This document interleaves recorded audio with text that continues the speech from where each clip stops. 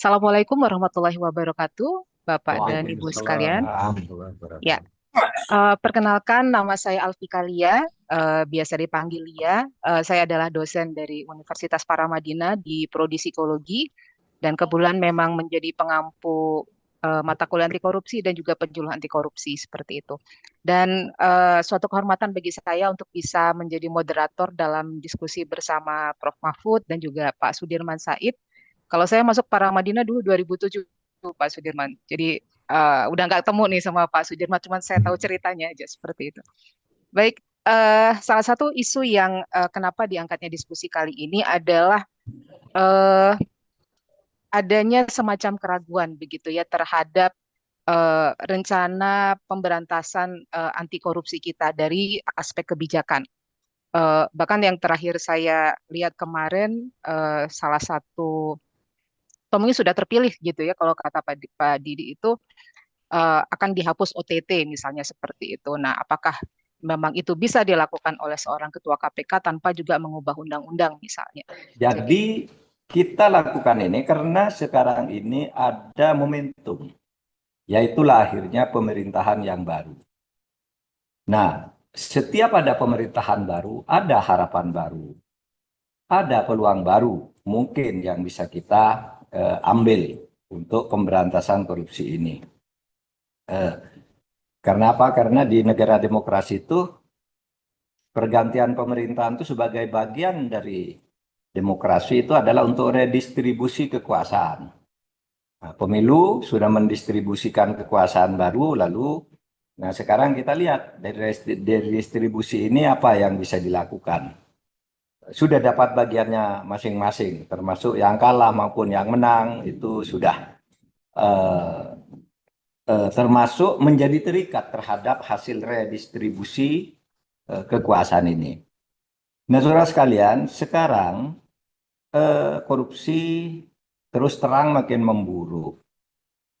Kalau dibandingkan misalnya dengan Orde Baru, itu tidak bisa dibantah lah. Itu bisa dilihat dengan mata kepala kita sendiri dan kita sering merasakannya dan kita sering tidak berdaya. Meskipun bersamaan dengan itu tentu ada kemajuan-kemajuan, ya. Tetapi korupsi itu sendiri kalau dibandingkan dari waktu ke waktu ya memburuk karena gini, pertama dari segi jumlahnya yang sekarang bicara angka triliunan gitu ya kalau bicara korupsi. Dulu tuh di zaman Orde Baru ya ratusan miliar lah. Pernah ada satu T dulu editan sel itu gegernya bukan main. Sekarang sudah puluhan triliun, ratusan triliun dan jadi berita biasa gitu. Dan dulu korupsinya itu terkendali. Korupsi juga KKN zaman Pak Harto, tapi dulu terkendali, dikendalikan dan dibagi korupsi itu ya oleh pemerintah, oleh Pak Harto lah. Tidak apa-apa kita mengatakan itu karena TAP MPR mengatakan begitu bahwa pemerintahan Orde Baru pemerintahan yang KKN. Tapi yang sekarang korupsi itu sudah diijon. Kalau Pak Harto dulu buat korupsi itu ya korupsi gitu, dibuat APBN lalu proyek-proyek itu dibagi berdasar korporatisme negara. Nah, sekarang enggak. Semua korupsi coba dari pusat sampai ke daerah. Dulu zaman-zaman Orde Baru itu anggota DPR apa itu kalau perpulang ke daerah kalau terlalu sering misalnya tiap minggu itu naiknya kereta api loh. Sekarang sudah hampir tiap hari naik pesawat juga ke mana-mana. Eh, eh, Padahal gajinya jelas tidak bisa mencukupi untuk hal-hal seperti itu. Sehingga sekarang banyak yang tertangkap justru DPR yang tertangkap korupsi. Dulu zaman Pak Harto enggak ada tuh DPR korupsi. Sekarang banyak sekali sampai lupa ngitungnya berapa. Mahkamah Agung itu sudah jelas tuh jual beli perkara sampai kasus kasus per hari ini yang masih ribut karena kasus jual beli perkara di Mahkamah Agung. Dan kita dulu ingin Mahkamah Agung tuh merdeka ya biar biar apa mandiri dalam satu atap gitu kan biar Mahkamah Agung bebas tidak diintervensi oleh negara oleh pemerintah. Sekarang karena tidak bisa diintervensi malah menjadi merajalela korupsinya. Dulu masih diintervensi itu dalam urusan-urusan politik biasanya. Kalau sekarang sudah eh, tidak bisa diintervensi, sehingga korupsinya merebak. Dulu nggak ada korupsi kayak sekarang di Mahkamah Agung. Ada satu dua, tapi selalu menjadi berita besar. Sekarang berita tentang Mahkamah Agung begitu. Pengawas keuangan juga sama, BPK. Udah banyak orangnya yang ditangkap, bahkan ada anggotanya yang juga sekarang dipenjara. Nah, saudara sekalian, apa harapan kita terhadap ini? Ya, ada dua. Pertama, sering kita mengatakan, bukan hanya saya, kalau melihat janji-janji dan statement Pak Prabowo sampai hari ini, sampai di luar negeri sekalipun, itu tegas. Ingin memperbaiki Indonesia. Menjalin hubungan dengan luar negeri agar lebih bermartabat juga, tidak lupa juga. Di sela-sela kunjungannya bicara pemberantasan korupsi, bicara penegakan hukum. Dan sampai hari ini juga belum ada statementnya yang kira-kira memburamkan harapan kita atas pemberantasan korupsi. Tetapi kemudian timbul keraguan karena sampai hari ini nih, persis 1 bulan hari ini pemerintah baru terbentuk. Kalau saya melihat ketata pemerintahannya itu masih agak amburadul gitu ya. Saya belum melihat langkah-langkah baru, kebijakan baru. Kecuali garis yang sifatnya statement, pernyataan, sikap. Kebijakan baru mau diapakan ya pemberantasan korupsi belum jelas. Pemerintah yang baru selain presiden juga kita belum jelas nih apa yang direncanakan oleh kementerian ini, kementerian itu dan sebagainya untuk pemberantasan korupsi terutama di bidang politik, hukum, keamanan dan lain-lain ya. Nah, saudara sekalian, itu sebabnya lalu ya gimana ya kalau kayak gini. Kapan kita bisa melihat langkah-langkah yang lebih maju? Ini sudah sebulan, belum jelas nih mau kemana nih. Kecuali pernyataan-pernyataan bahwa korupsi harus diperangi. Kenapa kita ragu tentang itu? Ya karena begini,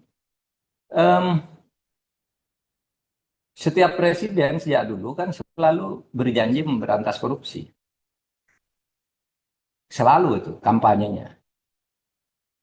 Kalau di awal reformasi, oke lah, awal reformasi itu kayaknya cukup efektif pemberantasan korupsi ya.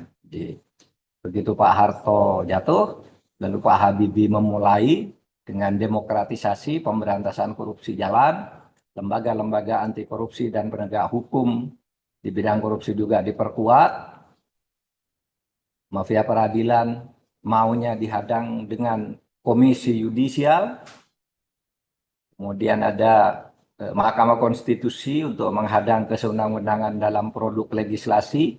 Itu di awal-awalnya bagus gitu. Tapi sekarang kan tidak bagus gitu. Hasilnya tidak bagus.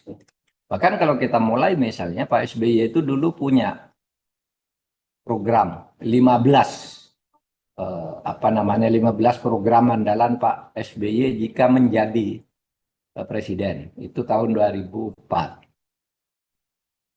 Yang butir ke-12 itu isinya kan pemberantasan korupsi dan dia menyatakan akan memimpin sendiri perang melawan korupsi. Tapi justru di masa itu korupsi marak, termasuk melibatkan misalnya partainya Pak SBY. Dan sesudah itu semakin marak. Kalau mungkin di tahun-tahun itu isunya masih puluhan miliar, ratusan miliar, sekarang bicara korupsi triliunan kita sudah kehabisan emosi untuk kaget. Orang tiap hari gitu, dulu sudah dikagetkan, kegagetan kita itu sudah habis. Karena terlalu banyak korupsi itu. Yang kita hadapi sekarang ini faktanya, 5 tahun terakhir ini indeks persepsi korupsi kita itu turun. Dulu sudah mencapai 39, sekarang sudah 3 tahun, mungkin akan 4 tahun itu turun menjadi 34. Korupsinya ada di semua lini. Ya, eksekutif itu sudah jelas, memang tepat anggaran di situ. Di legislatif kita saudara bisa pesan undang-undang untuk mempermudah korupsi dalam banyak hal. Tentu kalau ditanya ke DPR, enggak, kami ini justru sulit terjadinya korupsi, tapi dalam prakteknya mempermudah kesewenang-wenangan dan korupsi. Itu kita melihat produk-produk legislasi itu yang sifatnya pemberantasan korupsi semakin lemah, penegakan hukum semakin lemah. MK misalnya semakin dikebiri. Mahkamah Agung kekosongan hakim sampai sekarang nih, Hakim Agung sudah dipilih gitu, lalu kata DPR nggak cocok. Padahal sudah diseleksi dengan ketat, tidak ada yang memenuhi syarat gitu. Dugaannya, ini dugaan saja. Ini kan karena tidak bisa nih dikendalikan oleh DPR hakim-hakim yang begini. Sehingga hakim-hakim yang produk baru itu kan banyak yang kemudian yang tertangkap. Karena dulu DPR milihnya yang itu yang sebenarnya tidak masuk di dalam prioritas utama. Prioritas utama untuk Hakim Agung. Di birokrasi juga. Ya. Kita sudah seringlah mendengar lah orang-orang mau investasi, bagaimana investasi kalau hukumnya tidak tegak.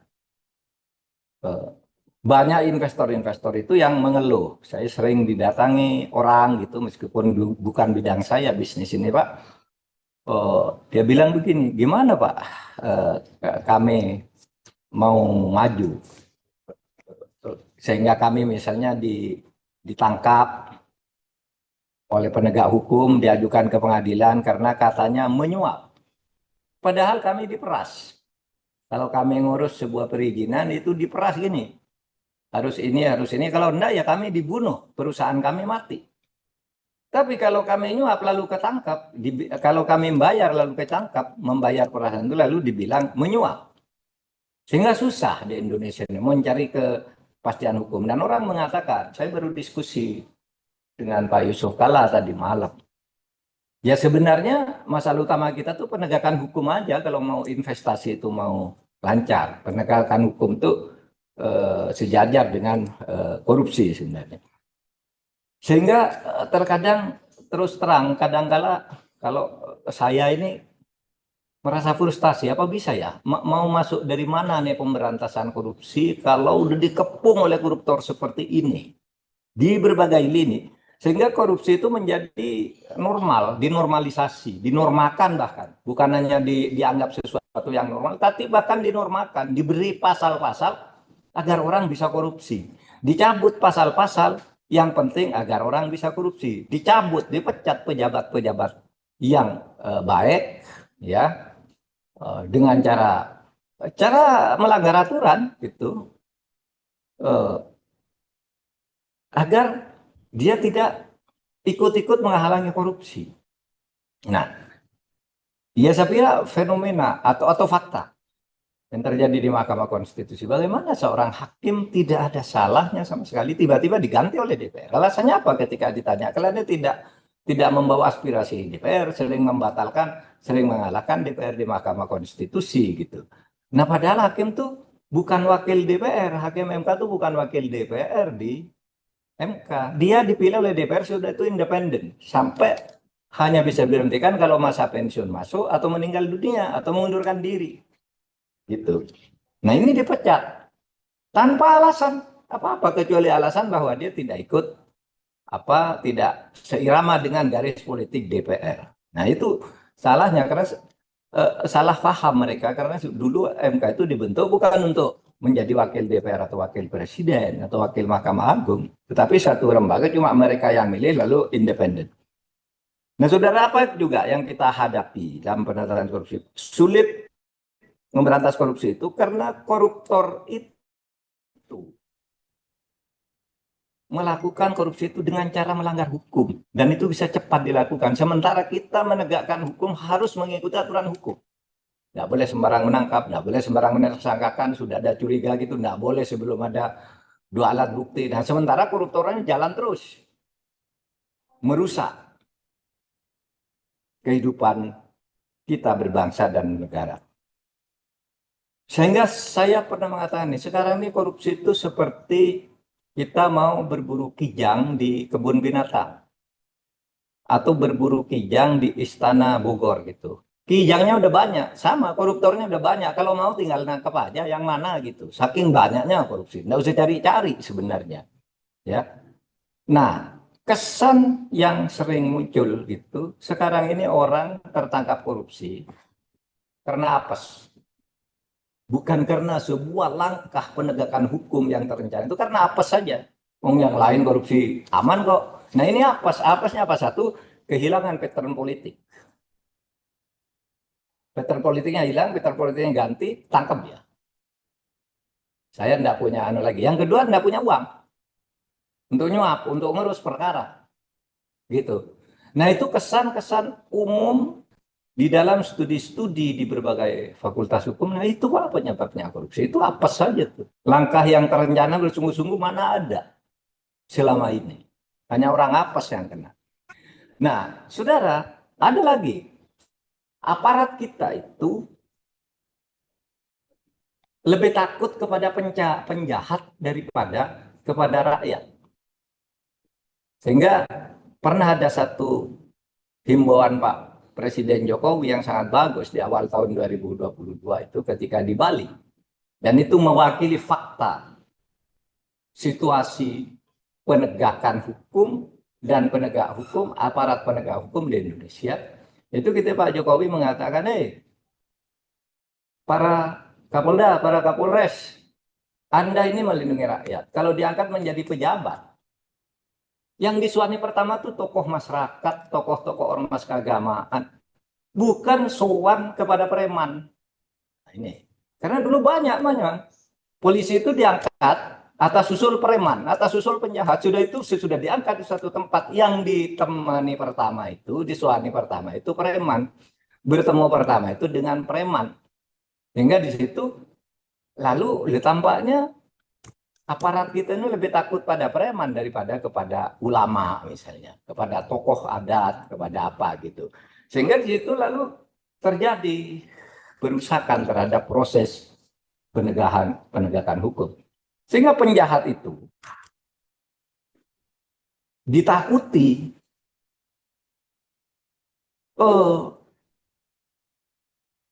karena mendikte, ya, mendikte dan mengancam. Sehingga aparat kita bukan hanya takut pada penjahat, tapi juga didikte oleh penjahat. Wah, saya punya banyak pengalaman gitu. Mau ngurus apa gitu, terus tiba-tiba pejabat yang mau sungguh-sungguh itu sudah dia terpental, dipindah. Ya analisisnya, wah itu kan karena dia tidak disukai oleh preman itu, oleh mafia itu. Dan mafianya selalu ngancam, kalau kamu main-main dengan proyek saya nanti kamu pindah betul. Dan itu banyak yang terjadi gitu. Tentu kalau lalu diurut-urut pasti ada alasannya. Enggak, inilah promosi lah. Enggak, ini sudah 6 tahun di situ. Ini sudah 2 tahun. Enggak, ini diperlukan di tempat lain. Tapi sebenarnya dibuang. Karena dia mau berbuat baik melaksanakan tugas di daerahnya itu. Ini masalah-masalah yang kita hadapi. Sudah sekalian, sekarang persoalannya apa yang kita lakukan? Jika pembangunan hukum mengacu pada teorinya Friedman, kan hukum itu kalau mau bagus 3 aja. Satu, substansi hukumnya harus bagus, isi aturannya bagus. Yang kedua, kelembagaannya atau struktur kelembagaan hukumnya bagus dan budaya hukumnya bagus. Kalau dalam catatan saya, substansi hukum sudah kita buat kok berkali-kali, dan semua ada ide bagus dibawa ke DPR dibahas, sudah semua didiskusikan. Budaya hukum kita sebenarnya di luar hukum korupsi, di luar hukum korupsi. Di dalam kriminal yang sifatnya umum, menurut saya hukum kita udah bagus. Di dalam hukum perdata misalnya, kehidupan di masyarakat itu kan restoratif justice bagus. Yang 80% masyarakat kita itu ada masyarakat yang di luar kota, yang itu kehidupan hukumnya nyaman-nyaman aja, normal gitu. Tapi kalau sudah menyangkut hukum korupsi, tidak ada ampun, tidak ada lagi yang bisa menghalangi korupsi itu. Itu di mana masalahnya? Kalau ada substansi hukum sudah kita buat semua, budaya hukum sudah bisa diperbaiki, apalagi sudah ada sekarang peraturan tentang restoratif justice, hukum sebagai alat harmoni gitu ya. Tidak usah banyak ke pengadilan lah, selesaikan secara damai kalau itu bukan kasus-kasus yang besar. Menyangkut kehidupan masyarakat sehari-hari di kampung itu saudara restoratif justice hidup jalan di bawah kepala desa, di bawah polsek dan sebagainya, jalan di berbagai di pedesaan itu, sehingga Indonesia terasa aman dan nyaman. Tapi kalau sudah menyangkut soal korupsi, tidak bisa. Struktur kita menjadi lemah, menjadi lembek, dan hanya bisa menangkap orang yang apes saja. Coba Anda bayangkan nih, ketika saya jadi Menko itu ada seorang mantan komandan Kodim di Garut atau Cianjur gitu, ada Jawa Barat. Dia ngantar cucunya karena sudah pensiun, memarkir sepeda motornya di depan sebuah toko. Maaf, bukan rasis ini. Kebetulan toko itu milik Cina. Bukan rasis, tapi ini kasus. Saya sedang di Jawa Timur waktu itu. Ini di Garut berita. Tiba-tiba dibunuh. Mantan Dandim ini. Dibunuh di depan toko itu. Tahu enggak berita, sudah ada berita pembunuhan itu? Polisi mengumumkan ini sudah terjadi perdamaian. Sehingga orang yang membunuh itu dilepas.